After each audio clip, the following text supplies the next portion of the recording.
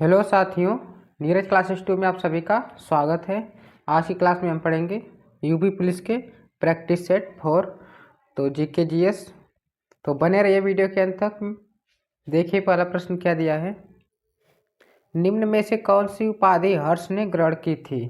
तो हर्षवर्धन जो था यह परम महेश्वर का उपाधि ग्रहण किया था।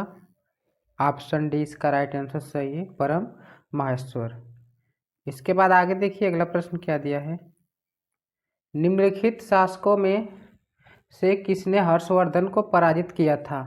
तो हर्षवर्धन को पराजित करने वाले पुलकेशिन द्वितीय थे।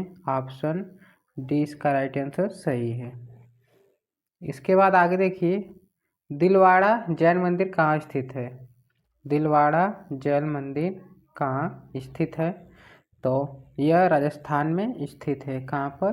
राजस्थान। ऑप्शन सी इसका राइट आंसर सही है। और कुछ मंदिरों की बात करते हैं, जैसे भारत माता मंदिर। कौन सा? भारत माता मंदिर कहाँ पर स्थित है। तो यह वाराणसी में है। कहाँ पर है? वाराणसी में है। और प्रेम मंदिर की बात करते हैं, प्रेम मंदिर, तो यह कहाँ पर है? मथुरा में है। कहाँ पर है? मथुरा में। और इसके बाद खजुराहो मंदिर कहाँ पर है? यह छत्तीसगढ़ में है। इसके बाद आगे देखिए अगला प्रश्न क्या दिया है। कोणार्क मंदिर किस देवता से संबंधित है। कोणार्क मंदिर यह सूर्य देवताओं से संबंधित है। ऑप्शन बी इसका राइट आंसर सही है, सूर्य देवता। इसके बाद आगे देखिए अगला प्रश्न क्या दिया है। भारतीय संघवाद को संविधान में वर्णित किया गया। कब वर्णित किया गया और किस राज्य में है। तो यह राज्य का एक यूनिक है। क्या है? राज्यों का एक यूनिक है। ऑप्शन बी इसका राइट आंसर सही है। इसके बाद आगे देखिए अगला प्रश्न क्या दिया है।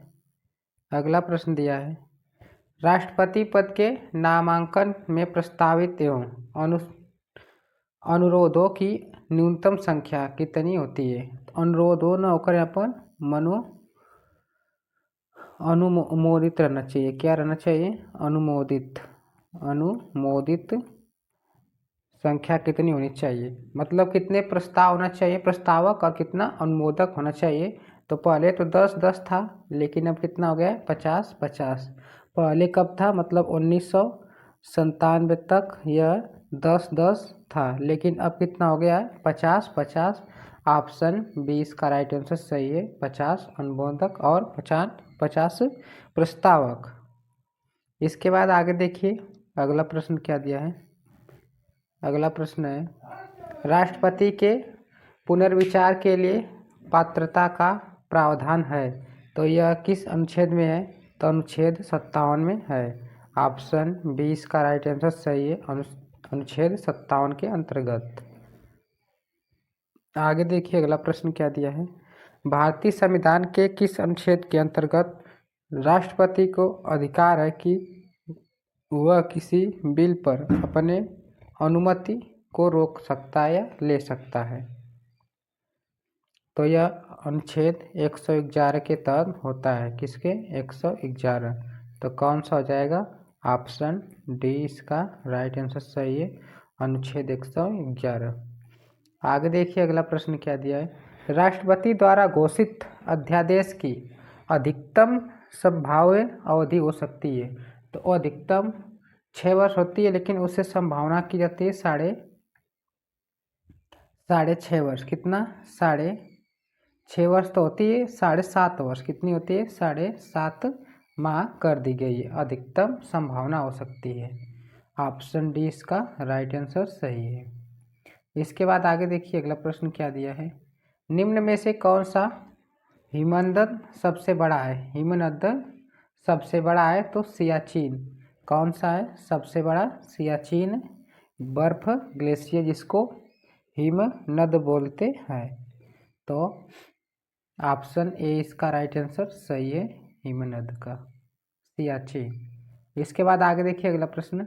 भारत के किन राज्यों में मानसून का आगमन सबसे पहले होता है। तो सबसे पहले यह सबसे पहले केरल में आता है मानसून। तो केरल में सबसे पहले ऑप्शन डी इसका राइट आंसर सही है, केरल। इसके बाद आगे देखिए, भारत में सबसे अधिक उपजाऊ मृदा कौन सी है? सबसे उपजाऊ मृदा कौन सी है? तो सबसे उपजाऊ मृदा जलोढ़ मृदा है। कौन सी? जलोढ़ मृदा है। इसमें क्या क्या पाया जाता है? इसमें पोटास पाया जाता है और चूना पाया जाता है। क्या? चूना। और इसमें नाइट्रोजन की कमी होती है। किसकी कमी? नाइट्रोजन की कमी होती है। ऑप्शन सी इसका राइट आंसर सही है। इसके बाद आगे देखिए, अगला प्रश्न क्या दिया है। ध्वनि की गति किसमें अधिकतम होती है? ध्वनि की गति किसमें अधिकतम होती है? तो ठोस में सबसे ज़्यादा होती है। ऑप्शन बी इसका राइट आंसर सही है, ठोस। इसके बाद आगे देखिए, अगला प्रश्न क्या दिया है। अगला प्रश्न है, ताप के निम्नलिखित में से किस पैमाने में ऋणात्मक मान नहीं होता है? तो ताप के किस पैमाने में? तो यह केल्विन के पैमाने। ऑप्शन सी इसका राइट आंसर सही है, केल्विन। इसके बाद आगे देखिए, अगला प्रश्न क्या दिया है। निकटतम दृष्टि दोष का इलाज किया जाता है। निकटतम दृष्टि दोष का इलाज किया जाता है तो अवतल लेंस। ऑप्शन बी इसका राइट आंसर सही है, अवतल लेंस। इसके बाद आगे देखिए, अगला प्रश्न क्या दिया है। निम्नलिखित विटामिनों में से कौन सा शरीर के भंडार नहीं होता है? तो इसमें से कौन सा है जो शरीर का भंडार नहीं होता है? तो विटामिन सी। कौन सा? Vitamin C. ऑप्शन बी इसका राइट आंसर सही है। इसके बाद आगे देखिए, अगला प्रश्न क्या दिया है। अगला प्रश्न है, कार्बन की मात्रा अधिकतम होती है। कार्बन की मात्रा अधिकतम ढलवा लौह में होती है। ढलवा लोहा जो होता है उसमें होती है। ऑप्शन ए इसका राइट आंसर सही है। इसके बाद आगे देखिए, अगला प्रश्न क्या दिया है। पोलियो के टीके की खोज किसने की? पोलियो की टीके की खोज किसने की? तो यह जॉन साल्क ने की थी। ऑप्शन बी इसका राइट आंसर सही है, जॉन साल्क। अब इसमें से अलेक्जेंडर किसकी? तो सबसे पहले रॉबर्ट कोच जो थे, यह किसकी? तो टीबी की खोज की थी। किसकी? टीबी की टीके की खोज की थी। और ऑप्शन बी इसका राइट आंसर सही है। इसके बाद आगे देखिए, अगला प्रश्न। भारत सरकार ने 14 बड़े व्यापारियों बैंकों का राष्ट्रीयकरण सर्वप्रथम किया। तो सर्वप्रथम कब यह हुआ था? तो 1969 में हुआ था। तो ऑप्शन सी इसका राइट आंसर सही है, 1969। और सबसे पहले प्रथम बैंक किस राज्य में खोला गया? तो उत्तर प्रदेश में खोला गया था। और भी कहाँ? मुरादाबाद में खोला गया था। मुरादाबाद हो जाएगा सबसे प्रथम बैंक। इसके बाद आगे देखिए, अगला प्रश्न क्या दिया है। अगला प्रश्न दिया है, सर्वप्रथम क्षेत्रीय ग्रामीण बैंक की शुरुआत कब हुई? तो यह 1975 में हुई। अब ग्रामीण की बात आती है तब भी मुरादाबाद क्या है? उत्तर प्रदेश का सबसे ग्रामीण बैंक है मुरादाबाद, सबसे ग्रामीण यूपी का। तो 1975 में सर्वप्रथम ग्रामीण बैंक की शुरुआत की गई थी। ऑप्शन सी इसका राइट आंसर सही है। इसके बाद आगे देखिए, निम्न में से भारत के शेयर बाजार के कार्य को नियंत्रित करता है। तो इसमें से कौन करता है?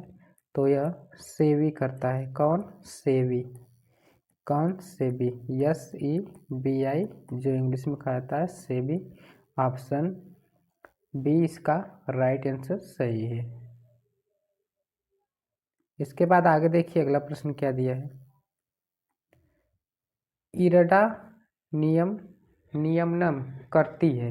इरडा नियमनम करती है तो यह किससे संबंधित है? बीमा कंपनियों का है। इरडा।